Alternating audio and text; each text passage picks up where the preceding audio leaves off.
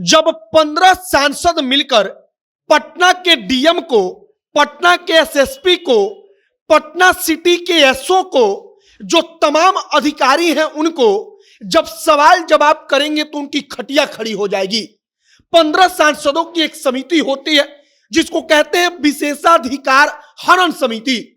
अब पटना के डीएम को, एसएसपी को, जो सांसद सिग्रीवाल हैं उनके ऊपर लाठी चार्ज किए जाने के मामले में तलब किया गया है, उनको दिल्ली बुलाया गया है। अब वहां पर 15 सांसदों की जो समिति होती है वो सवाल जवाब करेगी, तब डीएम साहब, एसएसपी साहब का बोलती बंद हो जाएगा कि आखिरकार उसने एक सांसद को या सांसद के ऊपर लाठी चार्ज करने का आदेश कैसे दे दिया और कैसे कोई पुलिसकर्मी सांसद को जाकर पीट देता है।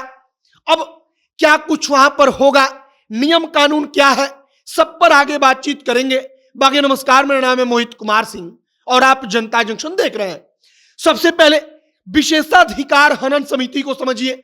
विशेषाधिकार हनन समिति 15 सांसदों का एक समिति होता है जो इसीलिए काम करता है कि कोई सांसद कहीं प्रदर्शन कर रहा हो, कहीं अनशन कर रहा हो, तो संविधान के लिहाज से कहा जाता है कि वो सांसद का कर्तव्य है कि अगर कुछ गलत हो रहा है तो वो प्रदर्शन करेगा, पुलिस उसको लाठी नहीं मार सकती।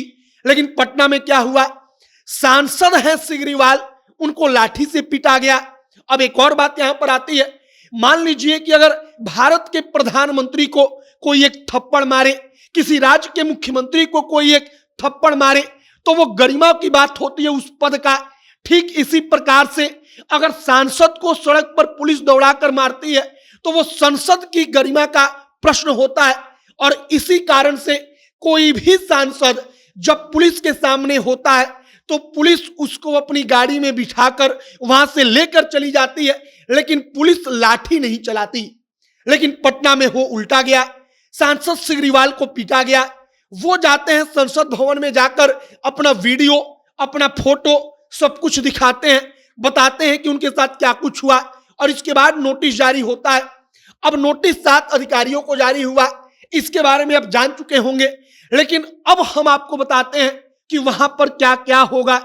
अब 15 सांसदों का जो समिति होता है वो सवाल पूछेगा डीएम से, एसएसपी से, जो पटना सिटी के एसओ हैं उनसे, कि आखिरकार किसने आदेश दिया था कि सांसद के ऊपर लाठी गिराया जाए।